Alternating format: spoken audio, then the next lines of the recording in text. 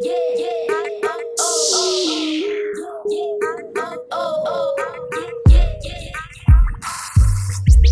what's up, everybody? It's Stefan, and this is the Tequila Hour, and this is going to be a story edition. So, yo, first off, thanks for coming back. If you are a repeat offender of this punishment I put y'all through, and if it's your first time, welcome, and don't forget to like and subscribe, West Side. So, I'm catching up with the homie yesterday. So the homie ended up messing with his mom's neighbor that's right across the street.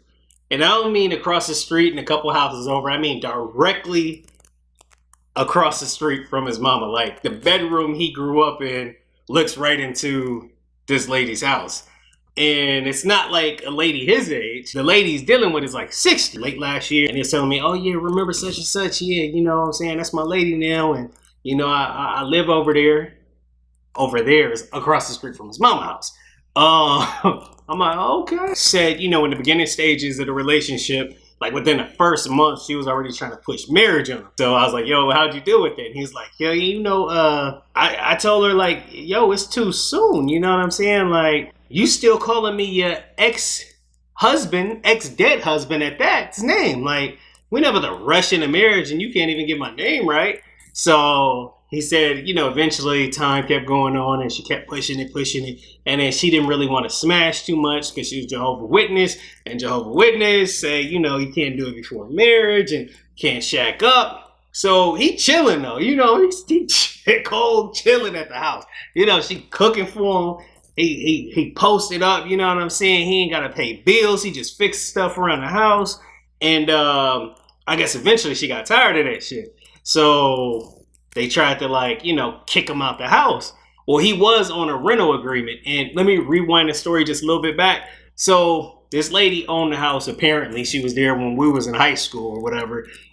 But she ended up moving out of state. So she gave the house to her son. And then I guess after her husband died, she moved back in the state. And then her son was like, yo, you know, mom, you could have a spot. And I guess she was paying him rent for the spot. So now I got you guys caught up. So now it's the son's house, technically, you know, and mom's is living in there again. Things are going on. And I guess eventually after he not proposing to her or whatnot, she like, yo, you know, basically you got to kick rocks. But he was under a lease agreement. So things start just getting real rocky and stuff. You know, there's all kinds of beefs. Locks are being changed. He's slowly losing access to parts of the house that he had access to. Like, for example, the garage. So, you know, they just start being petty, parking in the driveway, you know, fighting over who's there first, taking out the trash on trash day. So anyway, I say all that to say, you know, get you guys all caught up with this whole story. It was peachy.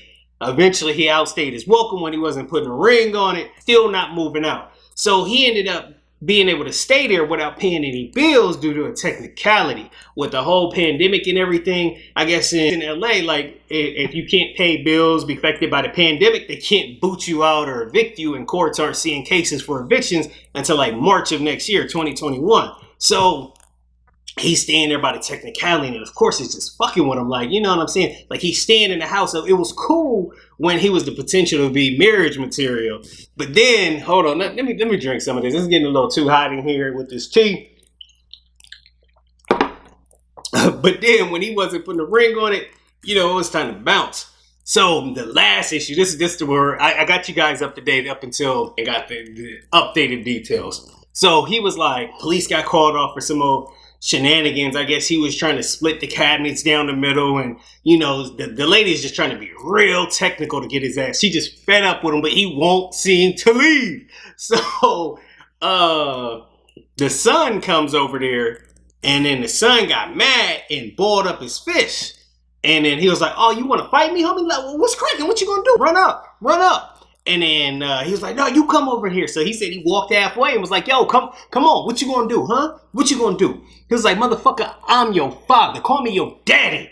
I'm like, the homie is a fool for that. Keep in mind that the son is actually like 3 or 4 years older than the homie. That shit got him fired up. And then the mama ended up having to try to break him up. Like, yo, it's not worth it. You got so much to lose, please. Police end up getting called out. Homie in the back of the squad car. Shit's just going crazy. And I thought this was a crazy ass story to say. Stop playing with these old ladies' emotions. It's not worth it. You'll fuck around and get your ass in jail. Anyway, that is my episode of storytelling, and this is the Tequila Hour. Don't forget to like and subscribe. Westside, I'll see y'all next time.